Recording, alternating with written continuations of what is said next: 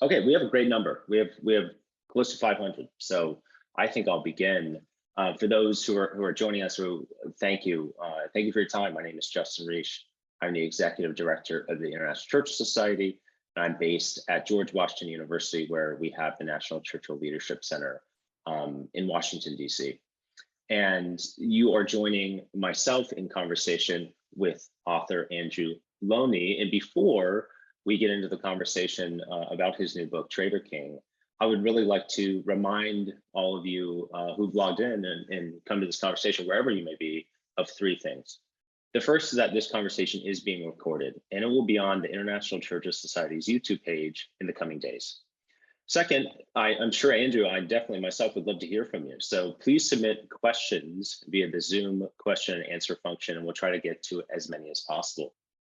And then lastly, if you would like to support the work of the International Churches Society, please go to winstonchurchill.org/donate. We are a 501c3 nonprofit organization in the United States, and we have a sister registered charity in the UK. So any support is greatly, greatly appreciated.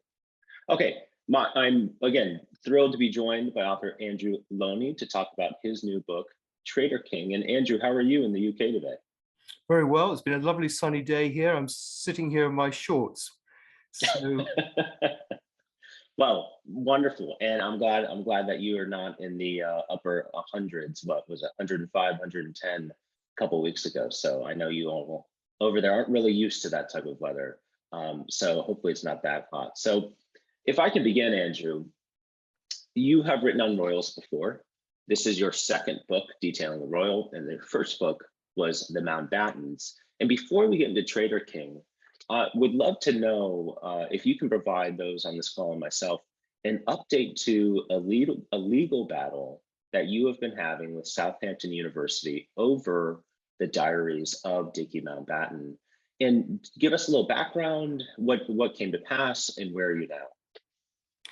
well, the background is that these diaries, private diaries of Dickie and his wife Edwina and their correspondence, which is about 30,000 pages, was bought by Southampton University after fundraising that these material would be made public. It was actually bought under the acceptance and lieu scheme, which means that the stuff has to be made public. It was a tax break. And this was £5 million. Money was also donated by from public monies. So I assumed that this stuff would be available to researcher, and of course, very valuable for a biographer. And I found that it was closed. It had been closed by the archivist in 2010 when it was bought. And unilaterally, this took a long time to discover, but eventually in 2019, the Information Commissioner, who's responsible for basically freedom of information, ruled that this material should be released. There was no reason to have closed it. Now, Southampton University appealed that decision. They were joined by a government department called the Cabinet Office on the argument that the Mountbattens had allowed their material to be censored. This wasn't true. They'd sold it very freely. If it had gone to an American university, it would have been like Georgetown. It would have been open. And the government argument was it was closed under what's called a ministerial direction, a section of the Freedom of Information Act. So we were able to show, my lawyers and myself, that this wasn't the case, and they dropped that objection just before the hearing, which took place in November of last year. In fact, just before the hearing, they released all the material, or 99.9% of it. So in effect, we got what we were looking for, but they insisted on what was a face-saving operation to fight for 100 redactions in this 30,000 pages. And on that case, we won some and we lost some. But the problem was I'd expected to win my costs in this. The two grounds for costs: one is unreasonable behavior, and the other, of course, is succeeding in what you wanted. And I felt their behavior had been unreasonable. There'd been an unprecedented contempt of court proceedings brought against the government of Southampton by the Information Commissioner. But for whatever reason, the judge did not give me my costs, and I was left with a legal bill of £400,000. I still have £50,000 to pay of that, which I'm trying to crowdfund at the moment on a site called Crowd Justice. But I'm also keen that, having in a sense made this stand for freedom of information and against censorship, because of course this is years after my book came out in 2019, that we're also able, for the sake of scholars, to access the correspondence between Nehru and Edwina, which covers the period 1947 to 1960, which I think is a very valuable historical source, and was bought at the same time with public funds to be seen, but remains closed. So I'm afraid the fight goes on, not just for my money back, but also for this material to be released.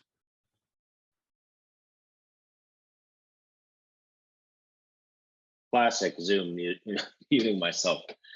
My question is, of those 100 redactions, are those 100 pages, or just simply it could be a sentence, two sentences?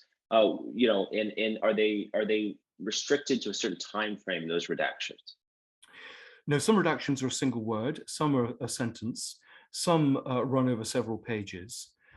They go back over 100 years. The irony is that Harry can write a book, spilling the beans about the royal family now, but historians can't look at material from 100 years ago from private diaries that were freely sold by the family to be seen. Some of the redactions are ridiculous. There are names of palace staff, for example, where the name is not redacted further down the page, or these names are well known because they've written books. There's a redaction that I'm aware of, because much of this material has appeared in the published diaries. The official biographer published these diaries 40 years ago, or some of them. And so some of the material they're trying to close now and redact was available and has been available for the last 40 years. So it's part of I'm afraid, the culture of secrecy in this country. One of the joys of researching in the States is the view is taken there that everything should be open unless it has to be closed. And I'm afraid in this country, it's the opposite. We have a lot to learn from the American approach to these things, because it means that the secrets that are properly secret are respected and are kept secret, and you don't get whistleblowers. Yeah. Well, let's get on to the Traitor King. I see a question from Don. Why don't we get kicking on? So I will say, Don, this is not an insider point of view. This is all public knowledge. So I do encourage you to research it because it's quite interesting. So let's talk about your current book, Traitor King. And Andrew, you told me before we started this webinar, you're a monarchist. And I wouldn't say from an objective point of view that someone would know that from reading this book. But in all fairness, the two protagonists or antagonists of this book, Wallis Simpson and King Edward VIII, certainly don't cover themselves in glory in pretty much any way. But tell us how you came to this story after the Mountbattens. Why did you move to the abdication? Well, I suppose it goes back to my first biography. I started off as a literary biographer, and I wrote a biography of a man called John Buchan, who's probably best known as the Governor General of Canada and the author of thrillers like The 39 Steps. And from there, I then moved, my training is as an intelligence historian. And my job, for example, in the Times was to write about intelligence. And I published in 2015 a biography of a member of the Cambridge spy ring called Guy Burgess. Now, he had been educated at the same naval college as Mountbatten. I felt there was a gap in the market for a book on Mountbatten. And so that's how I became a royal biographer. And I decided at that point I would write about portraits of a marriage, because it seemed to me that you can't retell the story of someone without telling the story of their partner. And this began, I suppose, what I would see as a trilogy of portraits of unusual royal marriages. The Mountbattens were unusual because they had this very strong public partnership as the last Viceroy and Viceroy of India, but they had a very open marriage. I mean, both of them had affairs, numerous affairs with other people of both sexes and all races. So they were racy, and it's, of course, much easier to write about rogues and racy people than it is to write about good people. And then from that, Dickie Mountbatten had been, or rather the Duke of Windsor had been his best man.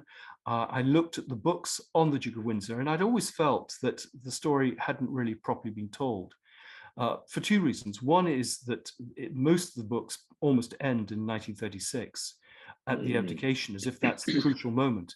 But in fact, Wallis lives another 50 years, he lives another 36 years. And I thought there was another story to tell. And just from my reading, it was pretty clear that the Duke and Duchess, rather than being innocent dupes of the Nazis, I think had been active intriguers with them. And that's what I set out to investigate. And that's indeed what I found. And I think one of the problems is most people who write royal biography tend to be very sympathetic. They're not independent. They're often royal correspondents who rely on cooperation from the royal household for their material and for access to archives. And a lot of academics, and I have a doctorate, don't feel it's a serious subject, but they are important figures. There's a very strong private story there, and we saw that with the abdication. But of course, they are important publicly. And with the crown, I think people are much more aware, particularly in the States, Mhm. of the story of the monarchy and how involved they've been in some crucial events. So in some ways, the only way to make money, because it's expensive to research these books, is to find subjects with wide international appeal and that will have a recognition factor. And that's why I moved on to the Duke and Duchess of Windsor. My next book is a joint portrait of the Duke and Duchess of York, so more rogue royals. Mhm. But I'm going to stop there and I'm going to move on to other subjects after that. But I'm a great believer in the monarchy. I think it's very important that we have a strong monarchy, but that doesn't mean that we shouldn't be asking tough questions and that they shouldn't be behaving responsibly and that we shouldn't be holding them to account. Um, Speaking of the abdication, you you begin your book. The first chapter is immediately afterwards. Edward goes to the continent. He's waiting for he's waiting to be reunited with Wallis. I believe he's in Austria or Czechoslovakia, and she's in France. Um, Tell us about, in your research, what were you struck by in the initial days, weeks after the abdication? Because what comes across from the reader, for those who haven't read it yet, is that they were incredibly not self-aware of what they've just done and just incredibly involved, self-involved. Did you find any research or any primary documents that said, well, I do have regret on this, or was it really just tunnel vision for King Edward VIII to do what he wanted to do? Yes, I think he was determined to marry her. She, in fact, had offered, suggested that he didn't marry her, and he threatened to kill himself if Hmm. she went away. He was obsessed with her, and he remained obsessed with her. It was a very strange relationship because she rather resented him. She didn't really respect him. She sort of enjoyed the lifestyle that he gave her, both before they married and afterwards. But in some ways, the worse she was to him, and he often went to bed in tears, she would attempt to buzz off mosquito, the more he loved her. It was a very, very strange masochistic relationship. But I think the events of December 1936 just show us how rapid it was. He had nowhere to go, literally. He was found a place to stay at a few hours' notice. The events just overtook everyone. The public hadn't really been aware of the story until literally a week before the crisis. And I think the thing that emerged was that he had in fact been maneuvered off the throne. Everyone presents this as a man choosing between love and duty. But actually, people were determined that he shouldn't come to the throne. He was seen as totally unsuitable in terms of his character. The courtiers prayed that he would kill himself in a steeplechasing accident. They encouraged the most dangerous sports in the hope that he would die. And there were concerns about his closeness to the Nazis. He was interfering in constitutional matters. He had downplayed, for example, the remilitarization of the Rhineland in March 1936 as king. His father had put him under surveillance from the intelligence services because he didn't trust him, and indeed didn't trust Wallis. And that revealed, and only one of the intelligence files has been released. I think the others, I understand, were all destroyed. But even that one file revealed that both of them were having affairs in 1935 when they were supposed to be together. And I think the surprising thing was to discover not just they were having affairs before they got married, but those affairs continued after their marriage. So, for example, Wallis almost immediately took up with William Bullitt, the American ambassador in Paris. Mm. So the story that's been presented is a curated story, which I'm afraid doesn't really relate to the truth. They were very damaged. People realized that. They were totally unsuitable for the roles. And the plan was that basically it had to be ensured that they didn't get on the throne and were moved into exile. And of course, there's certain parallels with Harry and Meghan now, the idea of a young charismatic prince falling in love with an American divorcee who's able to manipulate him, who has wider ambitions, who separates him from his friends, who tries to create the narrative with a tame press and tame books, who breaks the relationship with the family, who is trying to make money on the side. You know, the history is, I'm afraid, replaying itself at the moment from the events that we saw in 1936. So there's a lot of, in the chat, there's a lot of questions already on Wallis's and Edward's, not Edward, excuse me, and the King's Nazi sympathy, not just sympathies, but the actual steps taken to ingratiate themselves. Can you lay out from your research what are the facts around King Edward VIII's sympathy and interest in the Nazi regime? I mean, in your book, you do detail, in all fairness, that he did come from a German family. I mean, the Windsor family, the House of Windsor, was a German family starting 100 years earlier. But that cannot be the only reason. No, I mean, he was 14th, 16th German. His mother was a German princess. He spoke fluent German. He spent a lot of time as a boy in Germany. He had very close relations with particularly two cousins, Prince Philip of Hesse and the Duke of Saxe-Coburg, both of whom were Nazi generals. And of course, many of his other relations were, very German, but and also believed in appeasement, that some sort of accommodation could be made with the Germans. But I think by 1939, everyone realized that one couldn't appease Hitler, that one would have to fight him. Everyone except, I'm afraid, the Duke of Windsor, who was broadcasting on the eve of the Second World War the need for peace. But he was very anti-Semitic. He believed in the Führerprinzip and strong government. And even to the end of his life, he believed that Hitler was a good chap. So I think where he parts company with other members of the family, and indeed other members of the British aristocracy at the time, is that he never really dropped that belief that a deal could be done with Germans. And so we find him, for example, in the spring of 1940, when we're already at war, or the Britain was at war with Germany, coming back to Britain and intriguing against the British Prime Minister Chamberlain to try and displace him. And then in the summer of 1940, when he's in Portugal waiting to be brought back from the continent to Britain, he is approached by the Germans, who want him to come back as a puppet king. And instead of reporting these approaches, instead of actually rebuffing them, he takes them very seriously, and he's in and out of the German embassy talking about this. He delays his return to Britain. And we know this from the Portuguese Secret Service reports. I mean, all this is documented, as you say, in very extensive primary research and footnotes. We also, I think this is the killer material, have these captured German documents. These are the communications of the German diplomatic traffic in 1940, which was supposed to be destroyed at the end of the war, but in fact, through the bravery of American academics, were saved when people like Churchill wanted to destroy them. But we also have a lot of accounts, for example, from an intelligence officer. There's a very important diary he kept, and he's recording all this going on, and indeed from the sovereign's own private secretary, a man called Tommy Lascelles, who writes about all this in his diaries. So there are multiple sources for what was going on. We almost have a day-by-day account of what he's doing, what he's saying.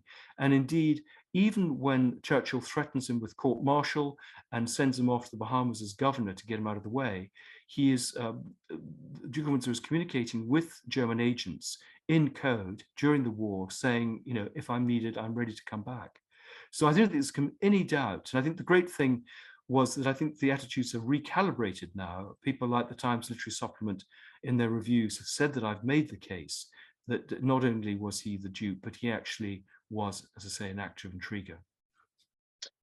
So you bring up a good point about Churchill. So in Churchill's defense, and then seeing a few questions, Churchill supported. Well, he did, and Winston Churchill did support Edward VIII, and it was more about the monarchy and retaining the legitimacy of the monarchy in his mind, and also constitutional issues as well. But as you said, in the war, he threatens to court-martial him for his engagements with the Nazis, and then he banishes him to the Bahamas as the governor of the Bahamas, because he quite explicitly says this guy is causing us a lot of problems, so we need to do something about it. Can you go into what other types of new findings through your research that you found that challenged the traditional narrative, as you said, that was, the most public narrative of these two? What other anecdotes or interesting facts did you find that are new in this book? Well, I mean, there's clearly a lot more about his Nazi sympathies. The British archives have been what we call dry cleaned. There's nothing there that's going to be incriminating. But often by looking in what we call adjacent files, you will find stuff is copied in that hasn't been weeded. And so I looked at probably, I don't know, several thousand British files and found material there. One of the interesting sources was the files in the Bahamas, because when he was Mm, sent there, all the Colonial Office files, there are copies of the British Colonial Office files in the Bahamas. And they're much more complete. So much material that isn't here in Britain is there in the Bahamas, including, for example, his sending off of the chief of police in the Bahamas during the Harry Oates, just after the Harry Oates murder. And basically he wants to shut down that murder investigation. But there's material, for example, I'm the first historian to look at the confidential files in the Royal Archives, which no one expected to be open, and in fact were only opened very recently after COVID. And so there are 40 boxes of material there that no one else has looked at. And that shows how the royal family were monitoring his activities right from the very beginning, that they were taking lines mhm, of attack to respond, or defense to respond to him. But there's also a lot of material from private archives, particularly in the States. For example, about love affairs that they both had. There's the Portuguese Secret Service reports. There's also the French Secret Service reports that no one knew about, which delineate her affair with a playboy called Jimmy Donahue, who was the heir to the Woolworth fortune. And we have, the reports of them going home late one night, and him leaving early the next morning. There are people who've never spoken before who spoke to me. Amazing, there's a woman still alive who was a lodger of theirs in the 1940s. There's a lot of material, not just in government archives here, but for example, in Spain and in Portugal, that mm. no one has looked at. There is material that I found in private diaries, and things like postal censorship. In the Bahamas, letters were intercepted and looked at, and that relays a lot of the conversations that people had, for example, when they went to Government House. So the extraordinary thing is, even now, 50 years after his death, there's a lot of material around if you just look for it. And of course, I put in a lot of freedom of information requests, which is one of the things I always do. So that produced new material. For example, FBI files on him, and the fact that a woman called Rona Doubleday, part of the Doubleday publishing group, who was an old lover of his, had been trying to blackmail him. There's a case of another blackmailing case from another former lover, a man, in the papers up in Massachusetts. So I found there was a lot of good material, and also previous biographers, the interviews that they did with people, which perhaps they couldn't use for libel reasons. Those papers are now in places like Boston and Columbia, and I was able to use those. So everything is backed up with a source, and I would say corroborated and a verified source. Oh, certainly. I mean, your book is stacked full of primary source footnotes. Page after page, and sometimes a page is taken up by more than 50% of footnotes. So it's immaculately well researched indeed. Wonderful questions for everybody, and I'm trying to get to them because I don't want to jump around too much. But I also, so here's a question. With this being the International Church Society, could you describe, Andrew, within your research, what was your opinion in regards to Churchill's support for the king during the abdication crisis, and then his subsequent change of mind when the war started? Well, Churchill, I think, behaved very well. He was a great romantic. He believed in the monarchy. He, in a sense, ran the king's party. He was the great champion during the abdication and encouraged him to go on. But I think as he got to know the Duke better and realized his weaknesses as a man and indeed as a king, he began to back off. And I think one of the crucial moments was the financial settlement, which was just after the abdication. The arrangement was that the Duke would receive £25,000 a year, which is what his siblings received. And this had to go through the civil list, it had to go through Parliament. And Churchill was fighting that cause, and then discovered that he had actually, Duke had saved literally millions from the Duchy of Cornwall estates and didn't need this money and had rather hidden this fact. In fact, he'd been giving huge sums of money and jewels to Wallis even before they got married. So I think he felt betrayed by that. And then, of course, when he became prime minister, he realized that the Duke was not being loyal to his country, a patriot. He was a pain. A plane, for example, was sent to pick him up on the 3rd of September. And the Duke refused to get into it because it wouldn't take all his luggage.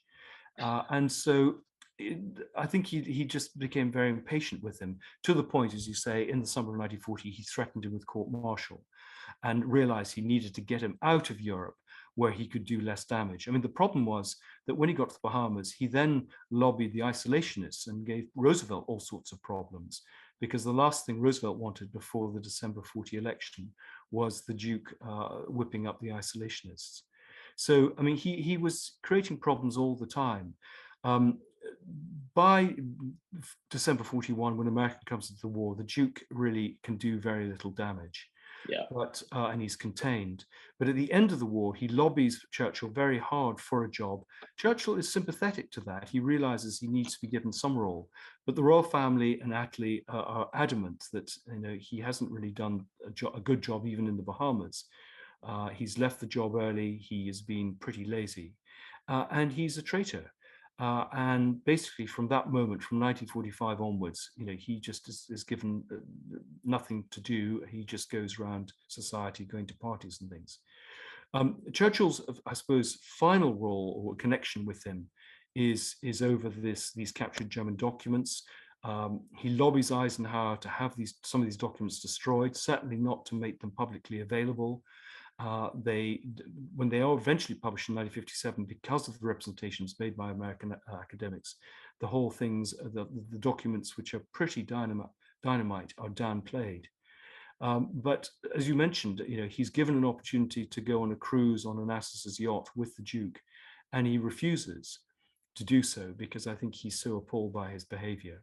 There is some contact with them, and in fact, Churchill does briefly stay with the Duke in the south of France after the war.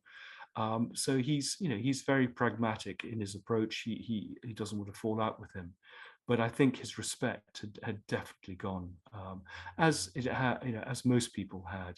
The royal family, who had been extremely close, I think just felt terribly betrayed by their discoveries about what he'd been up to. A lot of questions in the chat about what to do with a traitor, what to do with a treasonous ex-king. And England has a little history with regicide, so certainly I don't think that would have happened in the 20th century. But why wasn't there some sort of formal proceedings against him? If I'll insert my 2 cents, it seems like that would have been a waste of time almost, because as you say, although it was scandalous, he had very little impact on the war effort or anything like that. So what do you think is the reason why Churchill, Attlee, and then Churchill again, and then subsequently governments didn't take any sort of formal reprimand? Well, I think it would have been very embarrassing. Here was the king's brother, who was a traitor, and a former king being a traitor. So, and also, of course, during the war, they didn't have all the evidence. Some of this material emerged in the German documents in May 1945. They had quite a lot of material before that.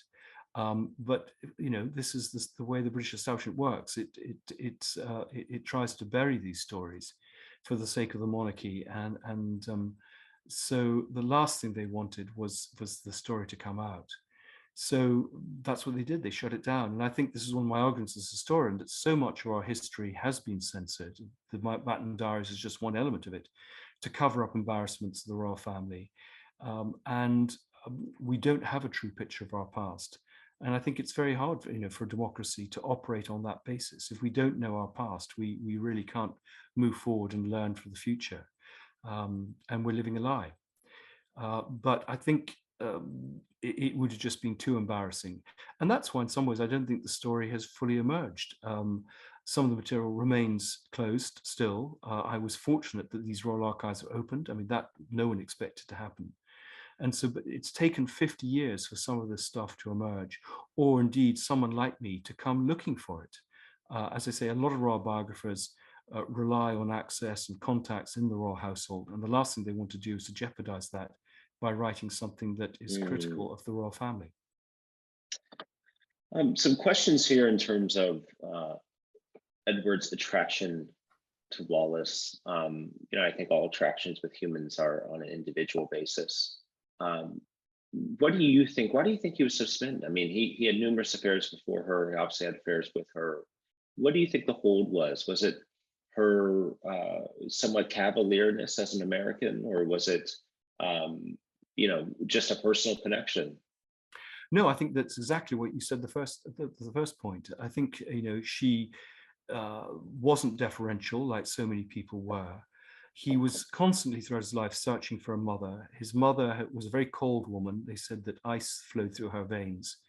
And all his relationships, and he, even before Wallis, were with older women or mother figures. In fact, he would speak to them in baby talk. He was a very pathetic and weak character, abject. He liked to be bossed around. It was a sort of sub-dom relationship.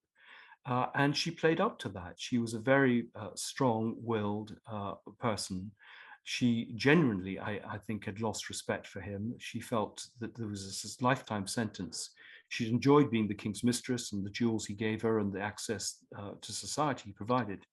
But the last thing she expected was to spend her life with this boy child, this boy man. I think one of the extraordinary things about him is that he hardly was shaved. He had no body hair. He'd had mumps as a boy, and that seems to have stilted his physical growth, but Mm. also his emotional growth. So he was like a child, and she treated him like that. But for him, she was the perfect woman. He liked her style. She took care of him. She organized him. He'd been used to being organized all his life, and suddenly he was on his had to do it himself. And he enjoyed the cafe society. He played golf and gardened, dealt with his investments, and went to parties. I mean, they were often charged to go to parties. That's how they made their money. I mean, they were pretty venal, and often vet the guest list. They would endorse products. They charge people, for example, to photograph them watching the coronation in 1953.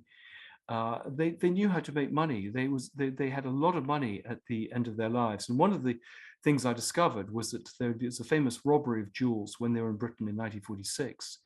And it looks like it was set up. They brought the jewels, they didn't put them in a safe, they left them out, left a window open, they were taken. They claimed the insurance. And that should have been the end of the story, except that when she died in 1986, there was a huge auction in Geneva of her jewelry. And this jewelry came up for sale that had been stolen. Now, whether this was the paste replacement stuff that Sotheby's sold as real, or whether they in fact had never actually lost it at all is debatable. But they were, for example, investigated by the French banking authorities for currency infringements. And the famous story in the Bahamas of the murder of Harry Oakes revolves around the fact that Harry Oakes had fallen out with Harold Christie, who's the man I think killed him, over a financial transaction about getting money out to Mexico. And the Duke was involved in this, and that's why he had to shut down the investigation. So he was not a good man, and one can understand why the royal family took against him. It wasn't just the betrayal of his duty, it was the fact they realized that he was both a criminal and a traitor. Do you think his upbringing was affected by his father, how resolute his father was as a monarch, and the expectations that he would have for his eldest son? Yes, I think he was a burnt out case by the time he became king. George V was a martinet, he was a bully. He brought up all his children very strictly, and they all had their problems. Poor old Bertie with his stammer. Yeah, The Duke yeah. of Gloucester was a pretty damaged soul. So and he'd been sent on all these tours around the empire, training him to be king, thanking the empire for their services. But it wasn't the job he really wanted. And I think by the time that job came up in 1936, he didn't really want it. In fact, his father had said, "My son will destroy himself within a year." He had no sense of public duty or responsibility. In fact, Baldwin stopped sending him red boxes because they were left around with Germans and others to look at them. Yeah, He that's didn't right. actually follow things properly, follow through on things. And in some ways, what he's done very, fortunately, is he basically said to the royal family, showed the royal family, this isn't the way that we can operate. We have to go back to public service and serving the people. And that's exactly what Bertie did and what the Queen has done ever since. So we were fortunate to be saved his monarchy, because I think it would have been a pretty rackety one if he had come to power, and he would have done some accommodation with the Germans. We would have probably, had Jews in Britain rounded up and Nazi flags flying over Whitehall. Um, Probably seems more like his namesake Edward VII than obviously his father George V. So, question regarding the relationship. Sorry, I lost my train of thought. I have a newborn, and that happens to me from time to time.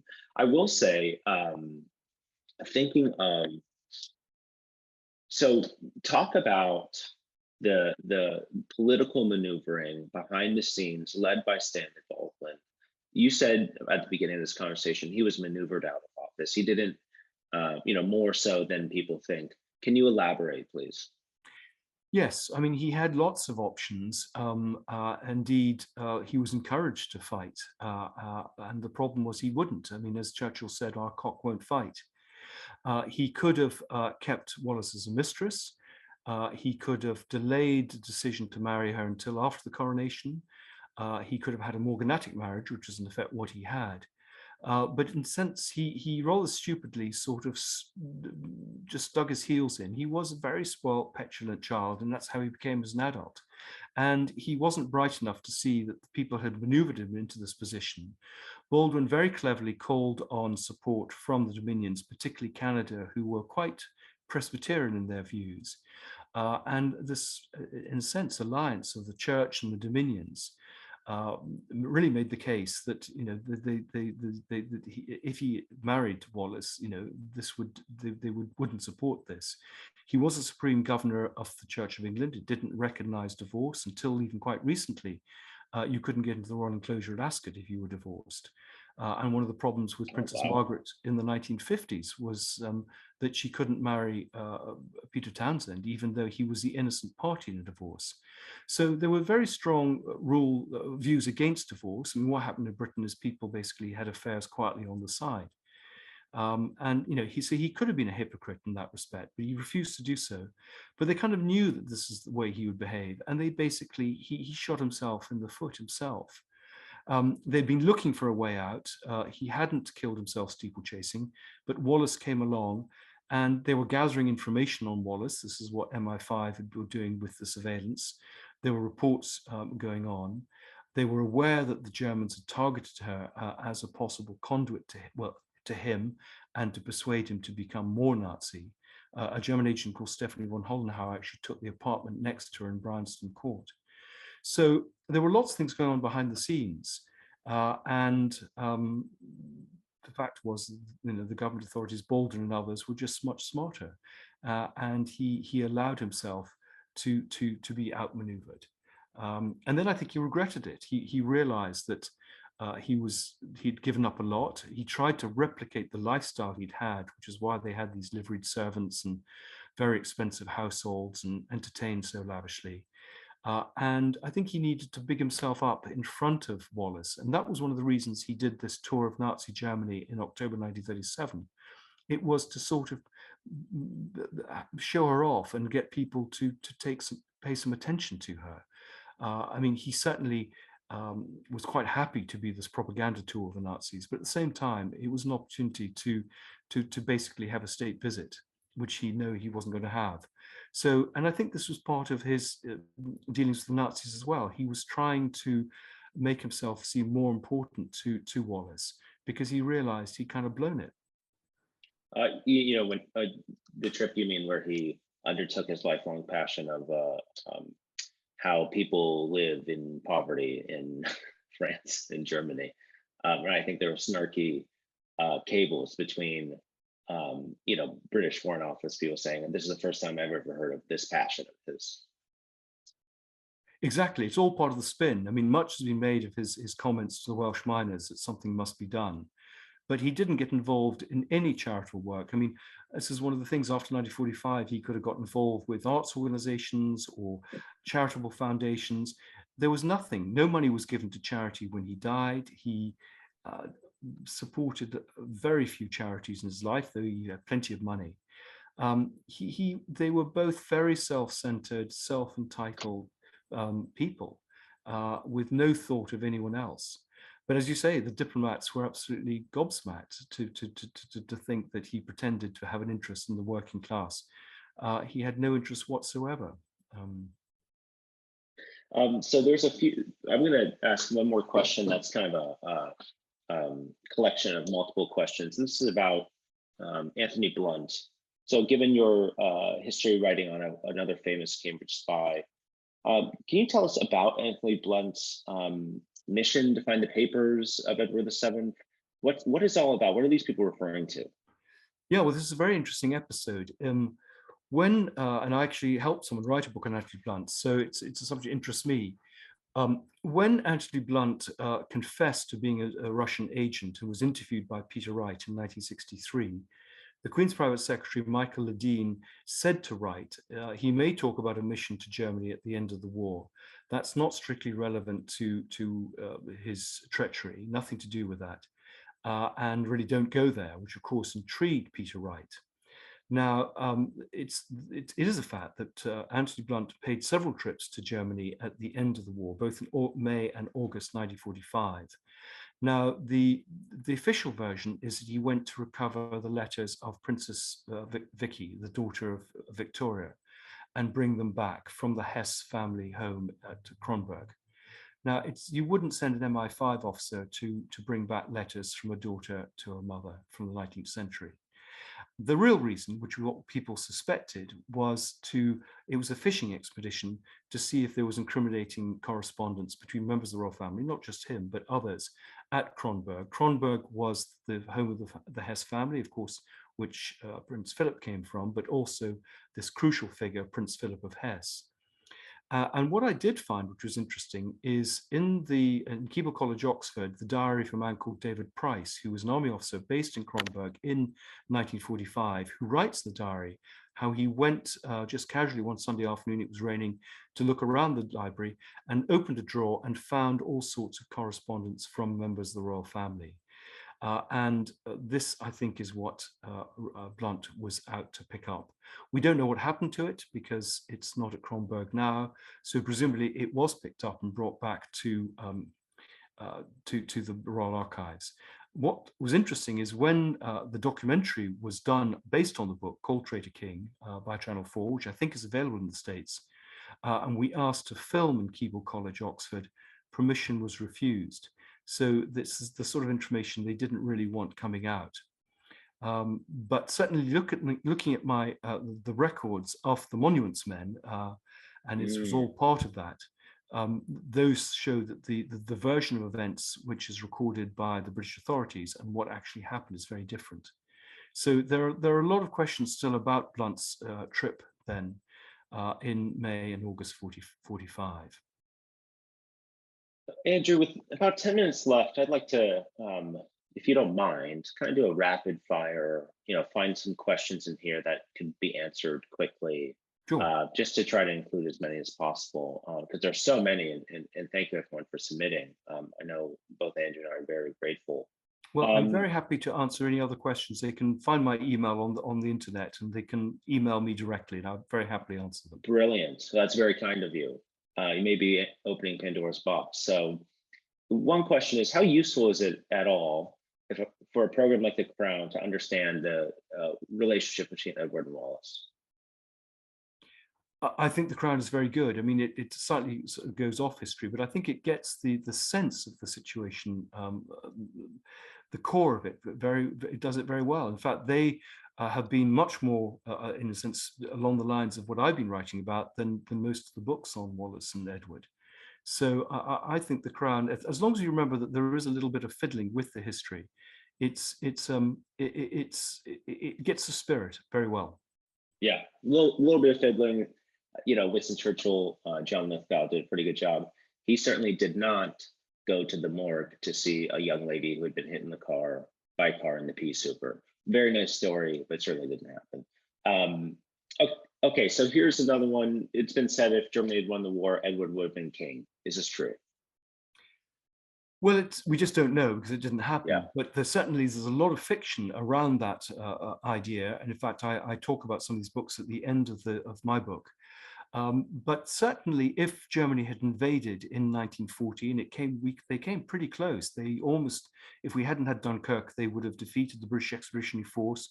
Britain would have been forced to sue for peace, and I think Lloyd George would have been installed as a prime minister, and the king, Edward the Eighth, as the puppet king. So I think that would have happened. I mean, he said he was ready and waiting to come back. If the Germans had won the war, possibly they might have brought him back, but I suspect he was too discredited by then, just because of what happened to the Bahamas. I don't think they would have needed him, but this is all speculation. We just don't know. Speculation indeed. A few questions here about, was Wallis a true sympathizer of the Nazi, or was it the Nazis, or was it was it King Edward who was leading that? What was her feelings about the Nazis? Well, there's always been an argument that she was much closer to Ribbentrop than she Yes. claimed. There were suggestions they'd had an affair. I don't know if there's any evidence to support that, but the fact that the Germans targeted her by sending this spy to the next door apartment, she certainly had very strong pro-German views as well. So they sort of reinforced each other. She was a sort of Lady Macbeth. So I don't think there's any doubt that they operated together and they shared the same views. She was certainly not in his pocket. They were equals in that respect. So there is a question here asking about, was it the goal of Rudolf Hess's flight in May 41 to connect with Edward and Wallis? I confess I've never heard that before.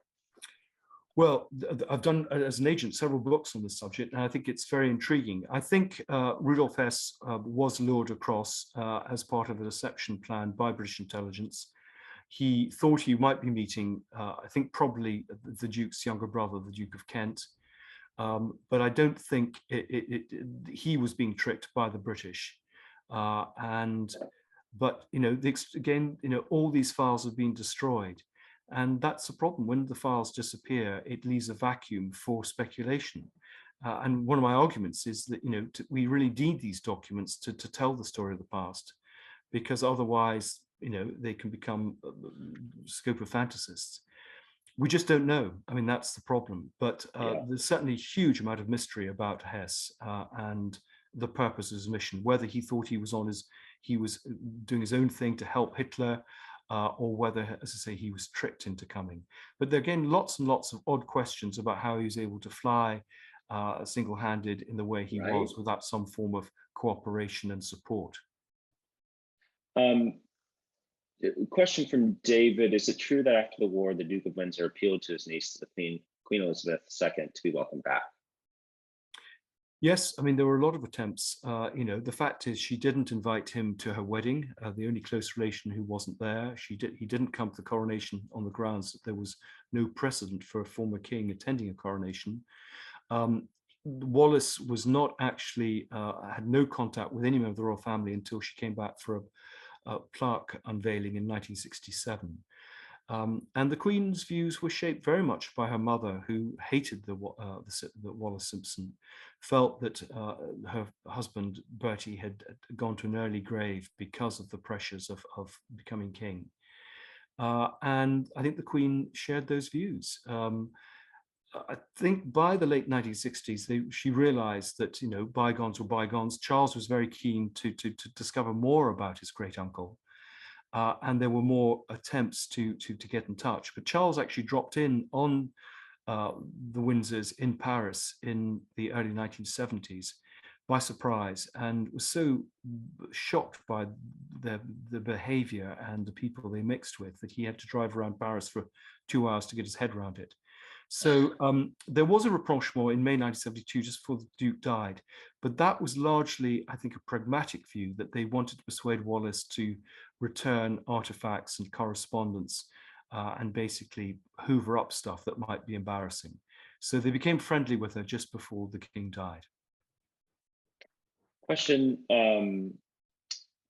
Sorry, I just missed it. Oh, what was the relationship between the Windsor brothers before the abdication?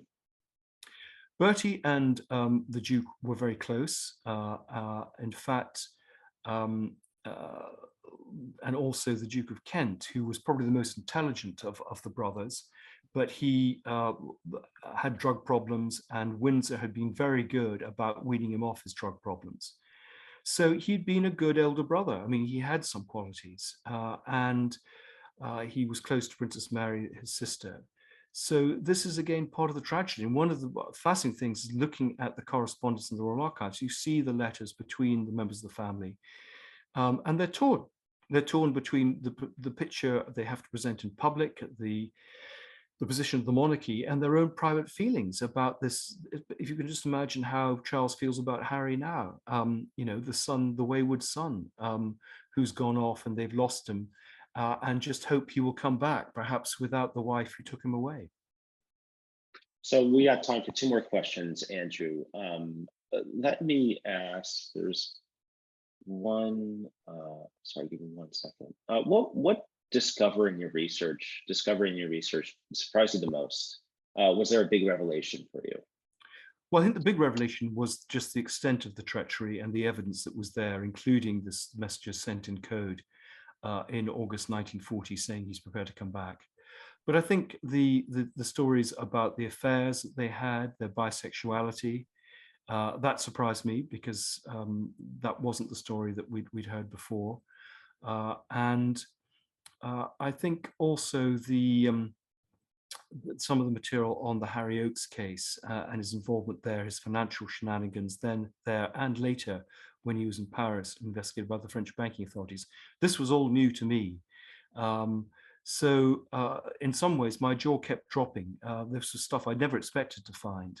The fact that he was under surveillance by at least 4, 5, if not 5 different countries suggested that you know, there was something pretty scandalous in the life.